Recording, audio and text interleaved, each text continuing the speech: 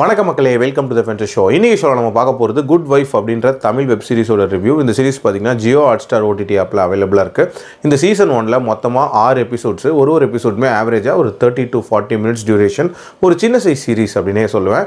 இந்த series the good wife அப்படின்னு சொல்லப்படுற இங்கிலீஷ் சீரிஸோட ஆக்சுவல் தமிழ் வெர்ஷன் அப்படின்னே சொல்லலாம். இந்த சீரிஸை ஆக்சுவலாக ரேவதி டைரக்ட் பண்ணியிருக்காங்க அண்ட் ஹலீமா எழுதியிருக்காங்க. அண்ட் ஆல்சோ இதில் லீட் கேரக்டராக பிரியாமணி நடிச்சிருக்காங்க. ஒரு கம்ப்ளீட் ஃபீமேல் காம்போ அப்படின்னே சொல்லலாம். இந்த கதையுமே அந்த மாதிரியான ஒரு கதை தான். அதாவது ஒரு ஒய்ஃபோட லைஃப் ஸ்ட்ரகிள்ஸ் அப்படின்ற மாதிரியான தீமில் நகரக்கூடிய கதை. ஆக்சுவலாக அந்த ஒய்ஃப் தான் பிரியாமணி. ஸோ பிரியாமணியோட ஃபேமிலியை பொறுத்த வரைக்கும் அவங்களோட ஹஸ்பண்டாக வந்து நம்ம சம்பத் இருக்கார். அண்ட் அவங்களுக்கு 2 பிள்ளைகள் இருக்காங்க. அவங்க ஹஸ்பண்ட் சம்பத் வந்து ஒரு லீடிங்கான வக்கீல் அப்படின்னே சொல்லலாம். இவங்களோட 16th ஆனிவர்சரியிலேருந்து தான் இந்த சீரிஸ் ஸ்டார்ட் ஆகுது. ஸோ அந்த ஆனிவர்சரி ஃபங்க்ஷன்லேயே இவங்களுக்கு ஷாக்கிங்கான ஒரு நியூஸ் வருது. அதாவது இவங்க ஹஸ்பண்ட் வந்து லஞ்சம் வாங்கினதாகவும் அது மட்டும் இல்லாமல் ஒரு பொண்ணோட இருக்கிற மாதிரியான ஒரு வீடியோ கிளிப்பிங்குமே வந்து ரிலீஸ் ஆகுது. அதனால் அந்த குடும்பமே ஒரு மாதிரி ஷாக்குக்கு உள்ளாகுது அப்படின்னே சொல்லலாம். அவங்க ஹஸ்பண்ட் அரெஸ்ட் பண்ணப்படுறாரு. அண்ட் அதுக்கப்புறம் அந்த குடும்பத்தை காப்பாற்றுறதுக்காக ரொம்ப நாளைக்கு அப்புறமாட்டி இவங்க திருப்பி வேலைக்கு போகிறாங்க.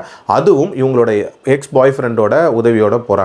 அந்த லா ஃபார்முக்கு என்னென்ன மாதிரியான கேசஸ் வருது அண்ட் இவங்க என்னென்ன மாதிரியான கேசஸை ஹேண்டில் பண்ணுறாங்க, அதில் எப்படி பெர்ஃபார்ம் பண்ணுறாங்க அண்ட் இவங்களோட ஹஸ்பண்டோட கேஸ் என்னாச்சு அப்படின்ற மாதிரி நிறைய விஷயங்களை சொல்லக்கூடிய ஒரு சீரிஸ் தான் இந்த சீரிஸ். எனக்கு இந்த சீரிஸில் பிடிச்ச விஷயமே ஃபர்ஸ்ட் திங், ஒரு பவர்ஃபுல் ஃபீமேல் போர்ட்ரேலாம் வந்து பிரியாமணியை காட்டியிருப்பாங்க.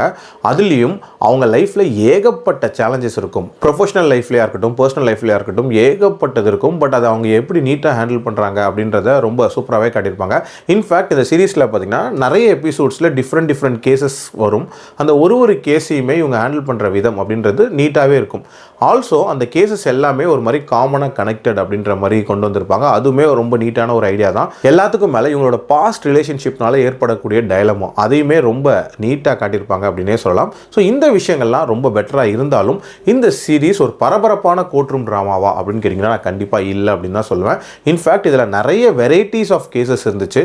பட் எதுலேயுமே பெரிய லெவலில் ட்விஸ்ட் அண்ட் டர்ன்ஸோ இல்லை பயங்கர எங்கேஜிங்காவோ இல்லை அப்படின்னே சொல்லலாம். ஸோ அந்த போர்ஷன் கண்டிப்பாக இன்னுமே பெட்டராக பண்ணியிருந்திருக்கலாம். மேபி அப்கமிங் சீசன்ஸில் அது பெட்டராக இருக்கும் அப்படின்னு சொல்லிட்டு எதிர்பார்க்கலாம். ஸோ இப்போதைக்கு ஓரளவுக்கு டீசெண்டான சீரிஸ் தான். கண்டிப்பாக ஒன்ஸ் ட்ரை பண்ணி பார்க்கலாம். என்னோட ரேட்டிங் இந்த சீரிஸ்க்கு 3 out of 5. அடல்ட் கண்டென்ட்லாம் பெருசாக இல்லை, இந்த இந்தியன் வெர்ஷனில் அட்லீஸ்ட் இல்லை அப்படின்னே சொல்லலாம். மீண்டும் அடுத்த விமர்சனத்தில் சந்திக்கிறேன். நன்றி, வணக்கம்.